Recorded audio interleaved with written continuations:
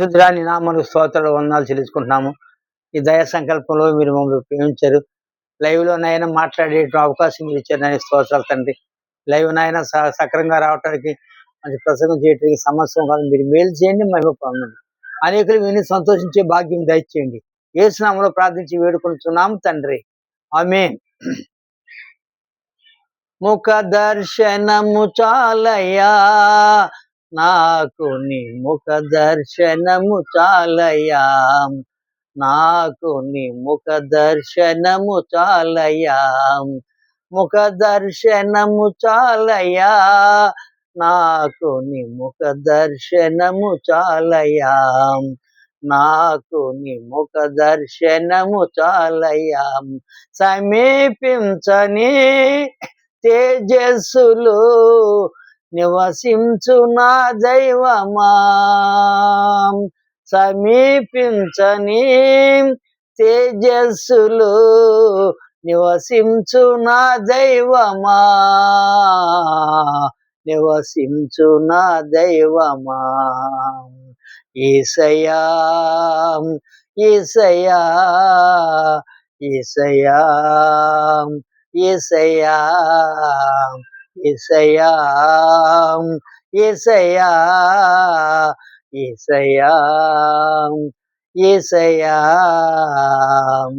ముఖ దర్శనము చాలయ్యా నాకు, నీ ముఖ దర్శనము చాలయ్యా నాకు, నీ ముఖ దర్శనము చాలయ్యా.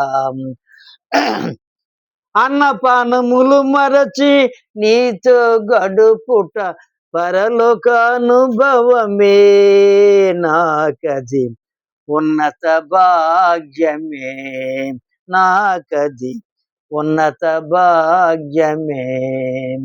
అన్నపానములు మరచి నీతో గడుపుట పరలోక అనుభవమే, నాకది ఉన్నత భాగ్యమే, నాకది ఉన్నత భాగ్యమే.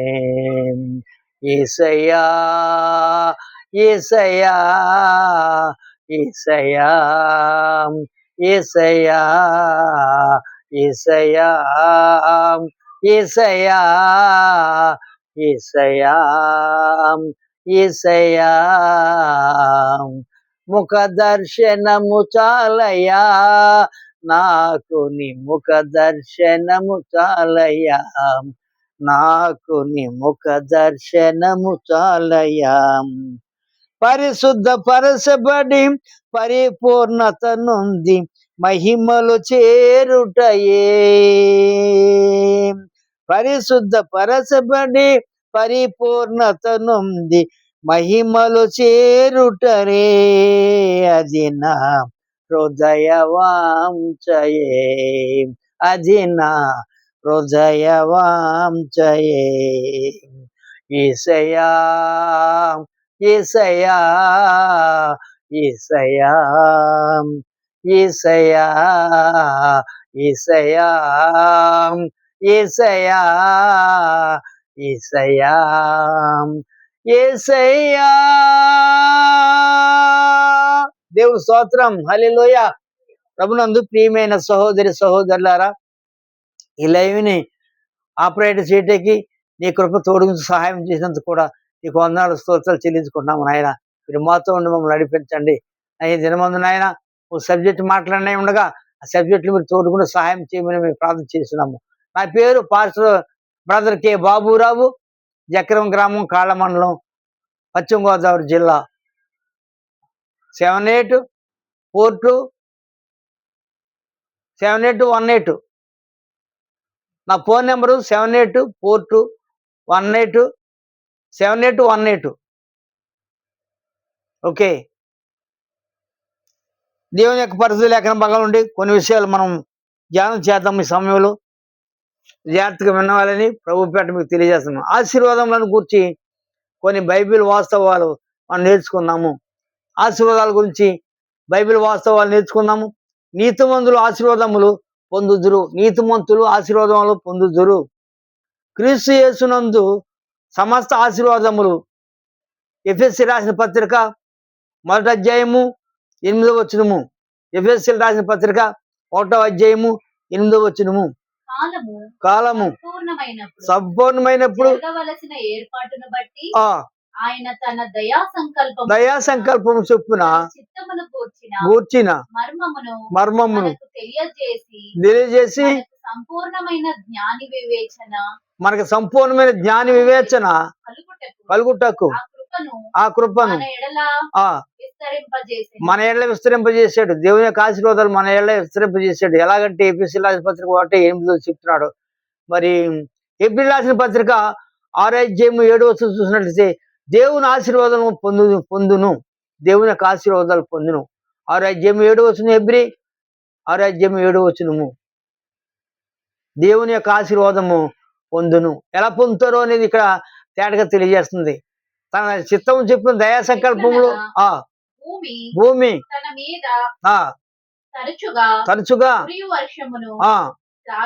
తాగి ఎవరి కొరకు వ్యవసాయము పడును వారికి అనుకూలమైన పైరులను అనుగ్రహించును ఫలించుచు దేవుని ఆశీర్వచనము పొందును. దేవుని ఆశీర్వాదం పొందును. ఎవరికైతే మరి పైరు పండటానికి, మరి మొక్కలు పండటానికి, ఎన్ని కూడా పండటానికి, చెట్లు పండటానికి గల కారణం ఏంటంటే ఆయన పైరు ఇవ్వటానికి మంచి వర్షాన్ని కురిపిస్తాడు సమయానికి. ఏ సమయంలో ఆ వర్షం కురవకపోతే మనకి పైరు రాదు, మన యొక్క ఆహారం అందించలేరు. నిజంగా చెప్పాలంటే మరి పైరు వర్షం కురవబట్టి, సమయానికి వర్షం కురవబట్టి పైర్లు పండుతున్నాయి, మంచి ఆహారం మనకు వస్తుంది. అందుచేత దేవుని యొక్క ఆశీర్వాదం పొందును. నిన్ను ఆశీర్వదించును, నిన్ను అభివృద్ధి పొందుతును. ఎబ్రిల్ రాసిన పత్రిక 6వ అధ్యాయం 14వ వచనము. తన తోడు అని ప్రమాణము చేసి నిశ్చయముగా నిన్ను ఆశీర్వదించును, నిశ్చయముగా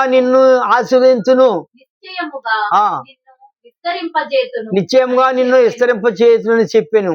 నిన్ను ఆశీర్వదించును, నిశ్చయముగా నిన్ను విస్తరింపజేస్తాను అంటున్నాడు. అబ్బా, దేవుని యొక్క ఆశీర్వాదం ఎలా చూడండి. నిన్ను ఆశీర్వదిస్తాను, నేను విస్తరింపజేస్తాను, అభివృద్ధి చేస్తాను, మీరు ఫలించి అభివృద్ధి పొందుతారు, భూమిని నిండిస్తారు అనేటువంటి లేఖనం ప్రకారంగాను ఇప్పుడు ఏదైతే ఆది కాండంలో రాయబడ్డదో మీరు ఫలించండి, అభివృద్ధి చెందండి, భూమిని నిండించండి అనేది, దేవుని మహిమపరచండి అని ఎప్పుడైతే చెప్పాడో దేవుని యొక్క లేఖనాల్లోనూ ఇక్కడ కూడా అదే అంటున్నాడు. నేను ఆశీర్వదించును, నేను అభివృద్ధి పొందుతును. అభివృద్ధి చెందాలంటే దేవుని యొక్క ఆశీర్వాదాలు మనకు ఉండాలని ఎబ్రిల్ రాసిన పత్రిక 6వ అధ్యాయం 14 తేటగా తెలియజేస్తుంది. నీతిమంతుని తల మీద ఆశీర్వాదం వచ్చును. ఎలా వస్తుందంటే సామెతల గ్రంథము 10వ అధ్యాయము 6వ వచనము. సామెతల గ్రంథం 10వ అధ్యాయము 6వ వచనం. నీతిమంతుని తల మీద ఆశీర్వాదం వచ్చును,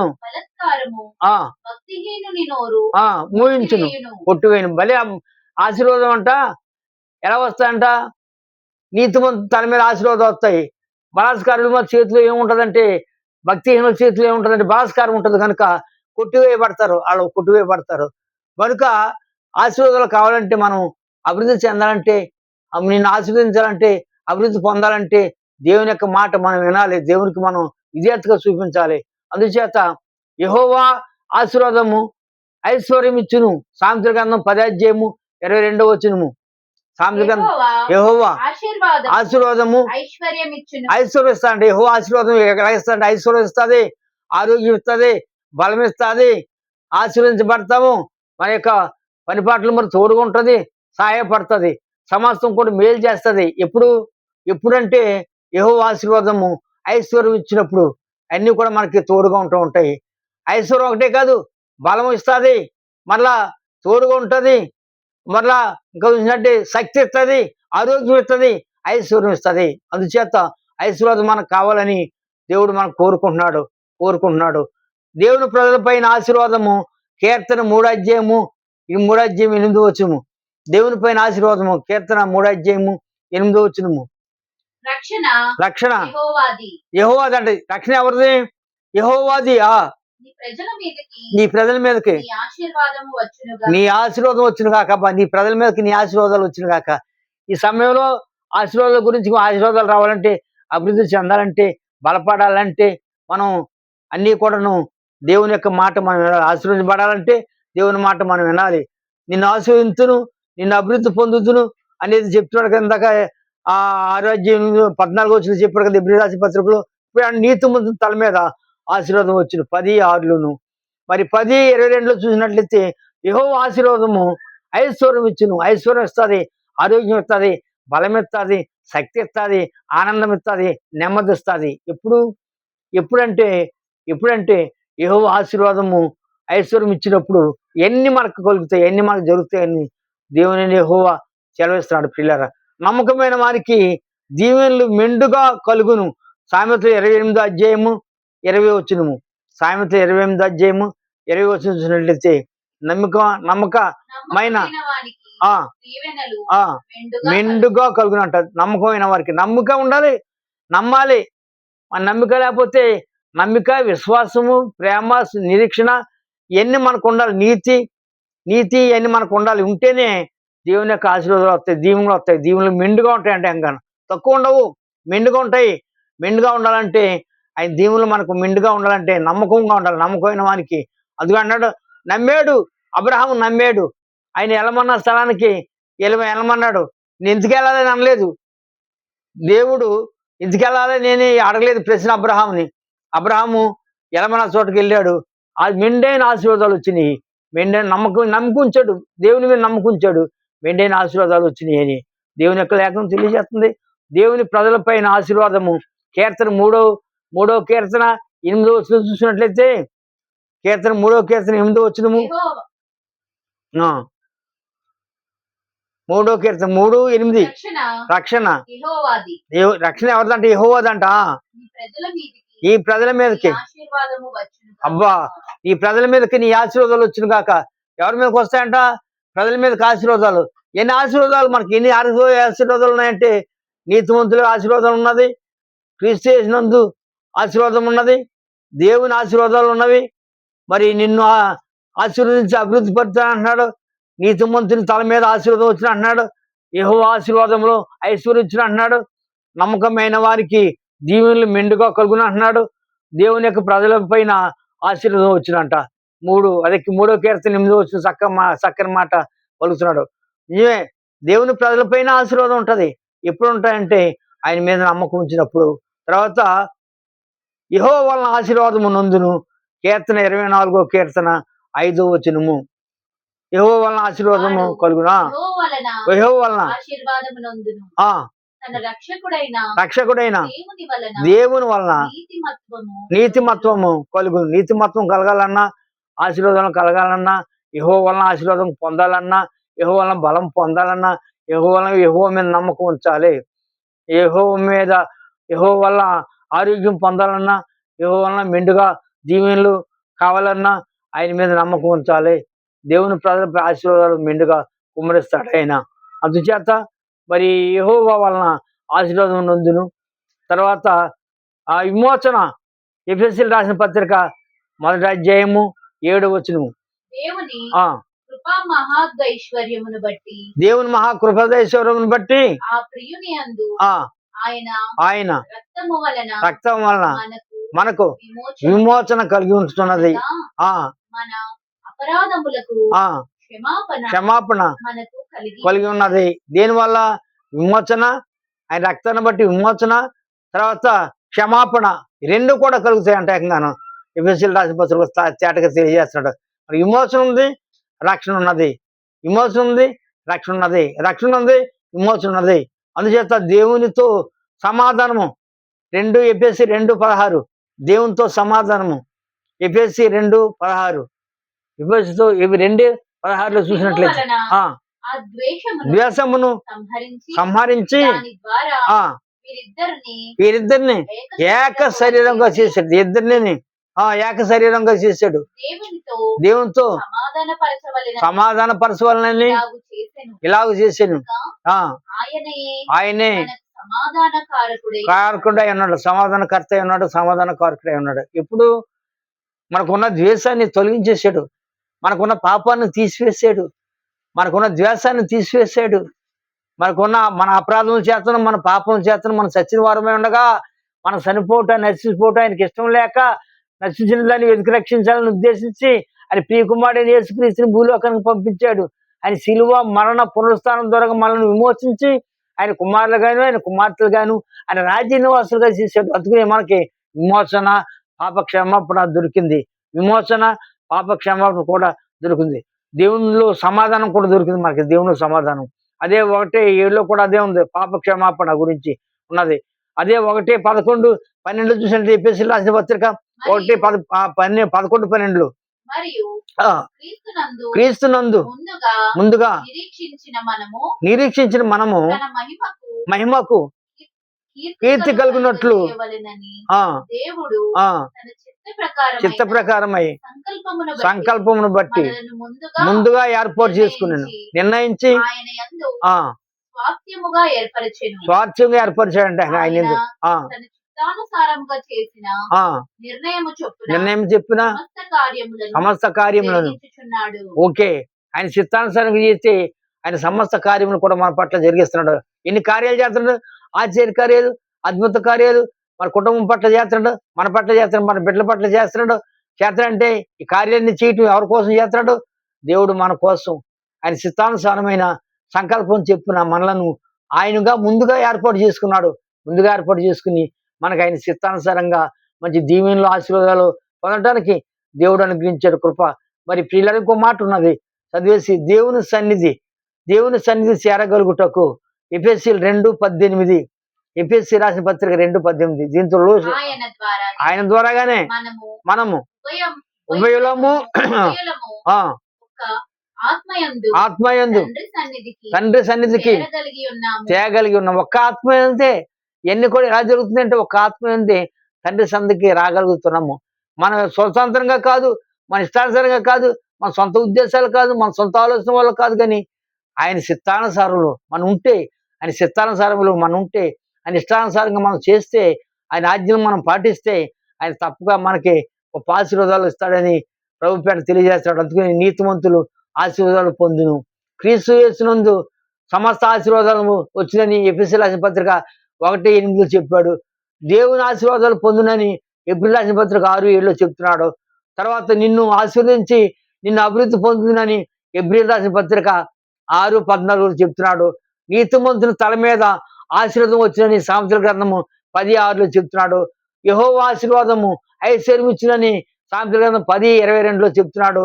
నమ్మకమైన వారికి దీవులు మెండుగా కలుగునని సామెతల గ్రంథం 28:20 చెప్తున్నాడు. దేవుని ప్రజలపై ఆశీర్వాదం వచ్చినని కీర్తన 3:8 తేటగా తెలియజేస్తున్నాడు. యెహోవా వలన ఆశీర్వాదం ఉందని 24:5 తెలియజేస్తున్నాడు. అక్కడే ఎఫెసీ 1:7 చూసినట్టు విమోచన రక్షణ విమోచన పాపక్షమాపణ కూడా ఎఫెసీయులకు రాసిన పత్రికలను తేటగా తెలియజేస్తున్నాడు. దేవుని సన్నిధిని చేరగలుగుటకు మనం అన్ని కూడా ఆచరించాలి. వాటిని మనం పొందుకోవాలని, ఆ ఆశీర్వాదం మనం పొందుకోవాలంటే మనకి సమస్తం కూడా నిన్ను ఆశీర్వదించి నిన్ను అభివృద్ధి చేస్తారు. అభివృద్ధి పరచబడాలంటే దేవునికి మనం విధేయత కలిగి ఉండాలి, దేవుని సన్నిధిలో ఉండాలి. దేవుని ఆశీర్వాదాలు పొందుకోవడానికి నువ్వు సిద్ధంగా ఉన్నావా? మన పాపాలకి క్షమాపణ విమోచన దయచేసిన దేవునికి మనం విధేయత చూపాలి. ఆయన మనం ఆరాధించాలి, ఆయన మనం స్తుతించాలి, ఆయన మనం నిత్యము కూడా పొగడాలి. ఆయన పొగడబట్టకు మనం సిద్ధంగా ఉన్నామా? ఆయన స్తుతించడానికి, ఆయన ఆరాధించడానికి మనం సిద్ధంగా ఉండటానికి ఈ యొక్క లేఖనాలు విన్న మీ అందరికీ హృదయపూర్వకమైన వందనాలు తెలియజేస్తూ ప్రభుపేట మీ అందరికి కూడా శుభములు తెలియజేస్తున్న దేవుడు మిమ్మల్ని నిండారా దీవించి ఆశీర్వదించిన గాక. ఈ లైవ్ చూస్తున్న మీరందరికీ హృదయపూర్వకమైన వందనాలు తెలియజేస్తున్నాను. ఈ లేఖన భాగాలని మీరందరూ కూడా ధ్యానించాలని ప్రభుపేట మీ అందరికీ మనవి చేస్తున్నాను. దేవుడు కొద్ది మాటలు ఆయన ఇరుకులు దీవించి ఆశీర్వించిన గాక. ఆమేన్. పరిశుద్ధుడైన మా ప్రియ పరలోక తండ్రి, నీ పరిశుద్ధ నామానికి స్తుతులు స్తోత్రాలు వందనాలు చెల్లించున్నాం. ఈ దినమందు లైవ్ నాయన నీ యొక్క కృప తోడుగుంచి సహాయం చేసి నీ పరిశుద్ధ లేఖన భాగంలో అనేకమైన సత్యములు తెలియజేసి ఆశీర్వాదాల గురించి నైనా అనేకమైన సత్యాలనైనా తెలియజేసాము. వినుసున్న బిడ్డలకినైనా వారి యొక్క హృదయాలకి నాయన ఫలింపజేసి అభివృద్ధి పరిచి వాటి ప్రకారం జీవించేటువంటి భాగ్యాన్ని దయచేయమని కూడా మేము ప్రార్థన చేస్తున్నాం. నాయన ఈ సన్నిధి నీ ప్రసన్నత వారితో ఉంచండి. ఎవరైనా ఇంకా రక్షణ పొందకుంటే ఆయన పాప క్షమాపణ, రక్షణ, పాప క్షమాపణ, విమోచన వాళ్ళందరికీ దయచేయమని యేసు పరిశుద్ధ నామములో ప్రార్థించి వేడుకొనుచున్నాము తండ్రి. ఆమేన్, ఆమేన్, ఆమేన్. ఓకే.